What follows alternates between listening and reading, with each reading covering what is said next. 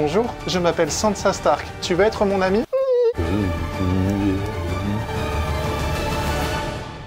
Bonsoir, bienvenue au Pop & Comics Bar. Aujourd'hui, je vous emmène dans le Nord. Non, pas ce Nord-là. Lui plutôt. Je vous invite à découvrir les Stark. Non, toujours pas lui, non. Je vais vous parler des Stark. Allez, tu envoies le générique, petit Lime?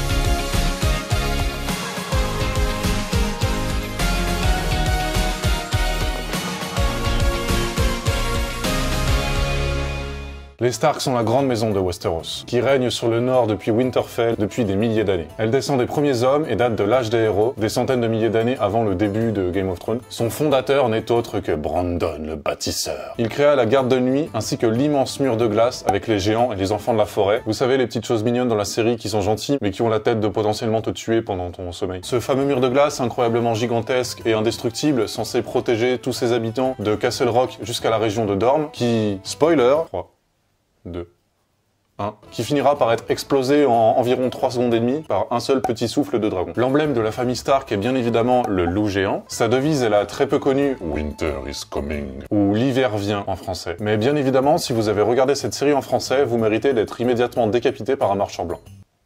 Cette famille beaucoup trop grande, avec beaucoup trop de personnages, comme littéralement toutes les familles dans Game of Thrones, se compose d'Eddard Stark, ou Ed Stark, le fameux décapité, de la rebelle Catelyn Stark, de Robb Stark, à Skip le roi du Nord, mais bon, on sait tous qui est le vrai roi du Nord. Je ne t'oublie pas, Jon Snow. De la magnifique rousse Sansa Stark, ou si vous préférez, le personnage le plus naïf et teuteux de toute la série. Elle passe littéralement sa vie à ne rien comprendre. On n'arrête pas de t'expliquer, et toi tu comprends jamais rien. Bonjour, je m'appelle Sansa Stark. Tu veux être mon ami? Personne, enfin Arya Stark, enfin vous avez compris quoi. L'handicapé le plus inintéressant au monde parlant à une corneille à 3 yeux pendant les 3/4 de la série, j'ai nommé Brandon Stark.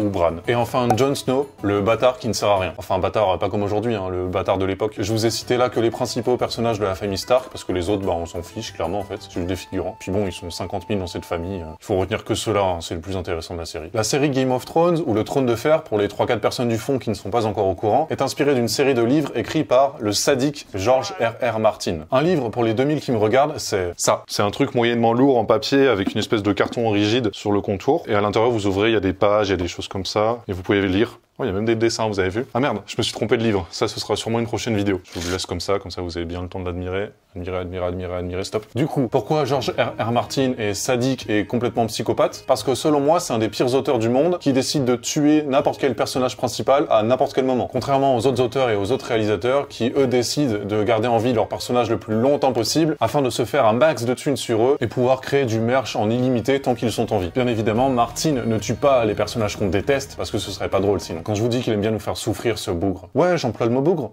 Désires-tu te battre? Attention, j'ai des... Lime, hein. Ça peut faire mal hein, dans la tête, un peu. Ces livres ont donc été adaptés en série diffusée sur HBO de 2011 à 2019 et contient 7 saisons. La 8e n'ayant jamais existé. Toute personne affirmant le contraire mériterait également de se faire décapiter par un marcheur blanc. C'est la série la plus téléchargée illégalement de l'histoire. 1,03 milliard rien que pour la saison 7. C'est presque 3 fois plus que la sextape de Valbuena et Benzema. Maisie Williams, Arya, a décidé d'auditionner pour Game of Thrones pour s'acheter un nouvel ordinateur portable. Véridique. C'était aussi sûrement pour voir Jason Momoa torse nu, mais... Sophie Turner, aka Dark Phoenix, Sansa, a décidé d'adopter son chien loup de la série et l'a baptisé Zuni. Zuni.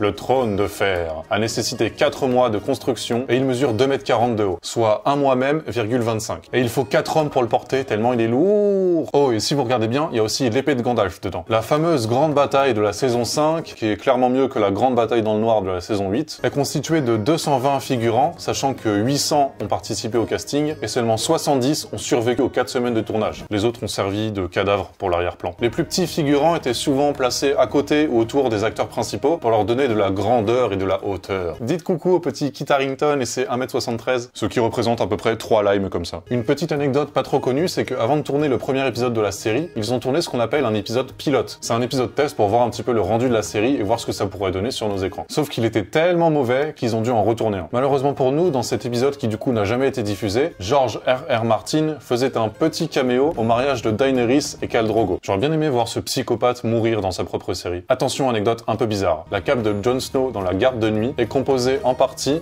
de tapis Ikea. Je vous jure que c'est vrai. Regardez, je remets même mes lunettes pour donner un petit air sérieux. Je suis crédible là, non? Un peu.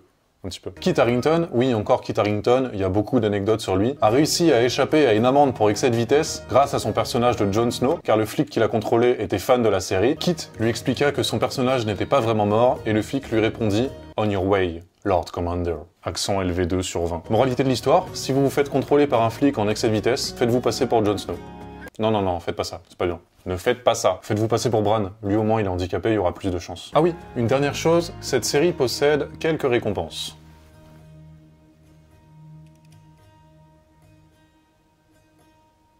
C'est long, hein.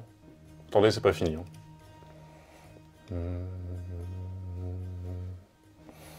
Voilà. On passe tout de suite au cocktail. Transition buccale. Bonsoir, c'est personne, enfin Arya Stark, enfin personne, enfin j'existe pas, je n'ai jamais existé. C'était juste pour vous dire que l'abus d'alcool est dangereux pour la santé et qu'il est à consommer avec modération. Voilà, je vous fais plein de bisous et maintenant je disparais dans l'ombre, tel un ninja. Les Stark viennent du Nord, et dans le Nord, on aime l'alcool?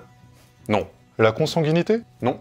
Attends, quoi? La bière. Oui, voilà, c'est ça. Je vous présente donc aujourd'hui un cocktail à la bière. Et je vais pas utiliser n'importe quelle bière, je vais utiliser la mystérieuse bière du corbeau. C'est une bière blonde tout à fait normale, hein. Elle titre juste à 9 degrés, ce qui est plus fort que les bières blondes classiques, mais une bière blonde random de votre convenance fera parfaitement l'affaire. Du moins tant que celle-ci n'est pas composée de 4 chiffres. En vrai, je l'ai choisi juste parce qu'il y a un corbeau dessus et que ça rappelle la corneille à 3 yeux qui est bien dans le thème de la famille Stark. Ce cocktail s'appellera donc la corneille des Stark. Pour le réaliser, vous aurez besoin d'1 centilitre de sirop de cassis, de 2 centilitres de jus de lime, de 4 centilitres de liqueur de fraise de Plougastel, ou n'importe quelle autre liqueur de fraise. Moi j'ai choisi des fraises de Plougastel parce que ça fait un petit peu château breton. Les fraises du château de Plougastel. De 6 centilitres de vodka polonaise à la fraise, ou de la vodka pas polonaise à la fraise, ou vous prenez de la vodka simple, vous mettez 4 centilitres et 2 centilitres de nectar de fraise. Et on complétera avec une bouteille de la mystérieuse bière du corbeau, ou de la bière blonde basique. En décoration, je vais utiliser un top de liqueur de curaçao bleu sur de la glace pilée. Ça rappellera le côté glacial du Nord et les marcheurs blancs. Et pour aller un petit peu plus loin au niveau de la déco, je vais utiliser une rose d'hiver. N'est-elle pas magnifique? La rose d'hiver est une rose bleue de Westeros. Le bleu de celle-ci est décrit dans les livres comme étant similaire à la couleur du givre. Ouh. Je vais également déposer une plume de corneille à 3 yeux que je suis allé récupérer au marché de ma ville dimanche matin. Qui dit cocktail à la bière dit shop, et pas n'importe laquelle.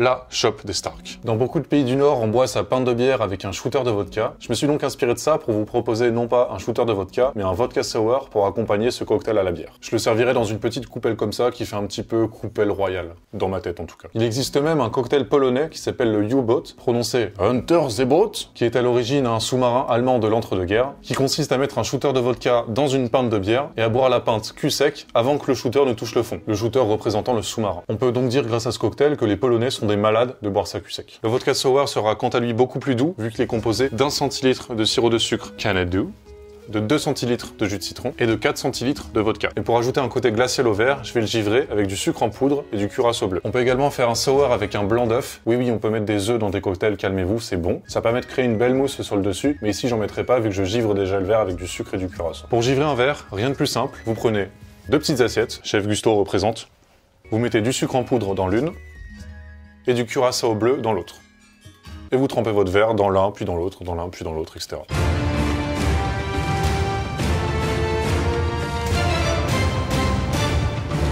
Et vous obtenez un magnifique givrage bleu comme ça. Et je vais le mettre au congèle pendant que je prépare la suite. On récupère la chope, 1 centilitre de sirop de cassis, 2 centilitres de jus de lime, 4 centilitres de liqueur de fraise de Plougastel,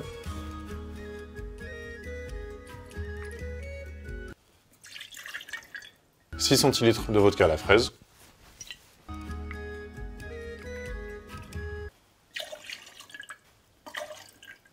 si vous n'avez pas de grande chope comme ça et que vous utilisez plutôt un verre tumbler classique, vous pouvez réduire les doses à 2 centilitres de liqueur de fraise, 4 centilitres de vodka à la fraise et une demi-bouteille de bière blonde à la place d'une bouteille entière. On va laisser ça reposer un petit peu. Et je vais utiliser cet instrument de torture pour faire de la glace pilée. Normalement j'utilise le marteau de Thor, mais là il est beaucoup trop tard et j'ai pas envie de réveiller tout le quartier. Et cette machine de la mort fait tout aussi bien le taf. Si vous n'avez pas de machine de torture comme ça, je le répète encore, mais un torchon avec un gros marteau et ça marche très bien aussi.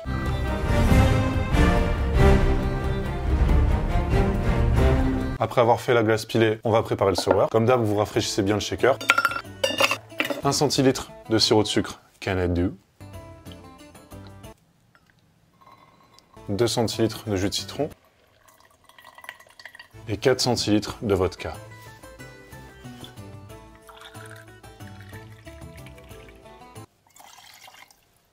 Vous récupérez votre petit verre du congèle, vous videz bien entendu l'eau et vous shakez brutalement.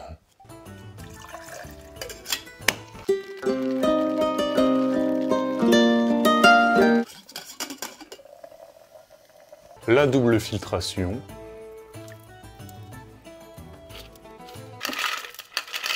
Et vous enchaînez avec le cocktail. Vous blindez de glace.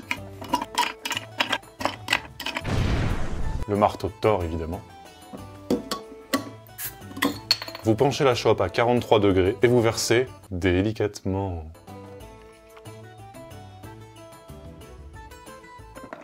Un petit coup de remuage. Vous complétez avec la glace pilée.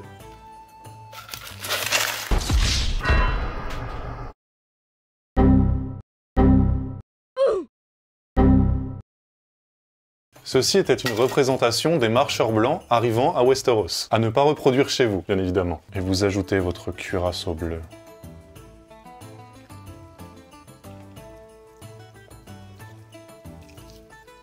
Vous ajoutez votre rose d'hiver, ainsi que votre plume de corneille à 3 yeux.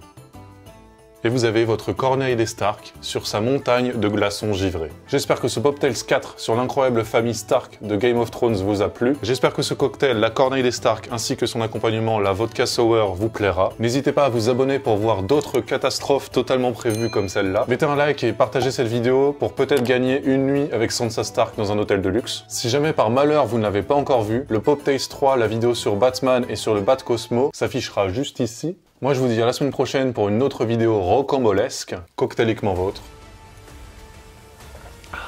Ciao. Ceci est un plan de coupe que j'ai oublié de filmer. Du coup, allez checker mon Insta. Tout était prévu en fait. Moi.